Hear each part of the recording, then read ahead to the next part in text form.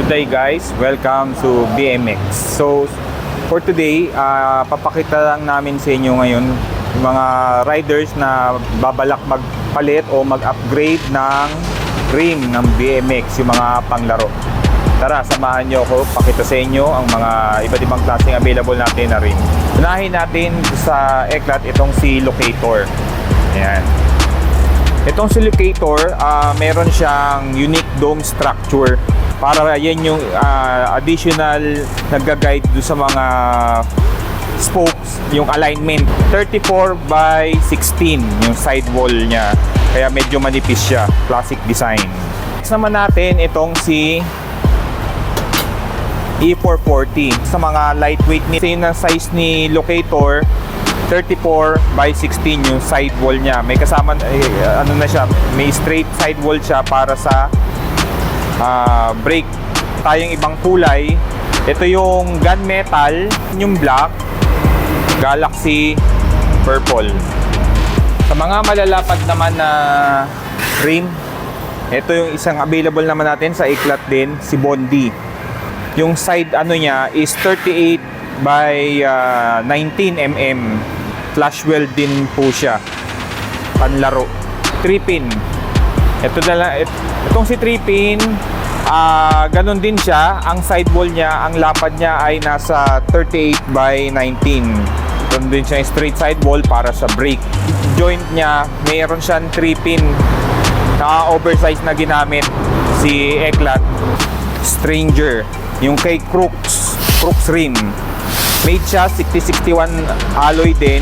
Bale ito, ang profile ng side niya mataas, pero makipot yung rim. 32 by 16. Yan yung pagkaka-layout ng spokes niya. Si Mac dito, ayan, mas mataas yung profile niya, nasa 21. Limited lang yung sidewall ng brakes niya. Malapad, 38 ang ano niya, width. Isa sa mga ano nila, successful na mga rim na nilabas ni Colt. Next naman natin ay si Primo Balance. Ito yung Primo Balance na design na rim. Ganyan yung layout ng kanyang spoke. Bale, si Primo Balance, classic design siya na panlaro. So wala naman siya masyadong mga special na proven lang na kaya sila naglalabas pa rin ito. Ito yung isa sa mga matitibay nilang reliable na rim. Pwede, malapad yung kanyang straight sidewall para sa brake. Ayan.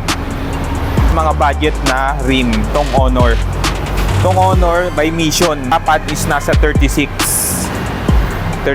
then meron din siyang straight sidewall para sa brake. Double wall, pin joints yung kanyang connection. Sa mga classic rim ng design, ni Alex Rim, yung Supra Dome. Itong Supra Dome, isang sa nire-recommend namin ng mga budget na nagbubuo pero quality. Double wall siya, alloy made, meron din siyang straight sidewall para sa brake.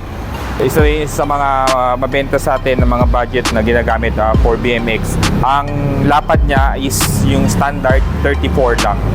So sa mga interested, pwede nyo kaming i-message sa aming Instagram, Facebook, or sa page namin sa www.bmxcyclecenter.com. Located po, kung sakali gusto nyo pumunta sa shop, located ang shop namin sa number 41 Dagat-Dagatan Avenue, Kaunlaran Village, South Caloocan City. Nasa Waze po kami and Google Map for additional reference. Salamat po!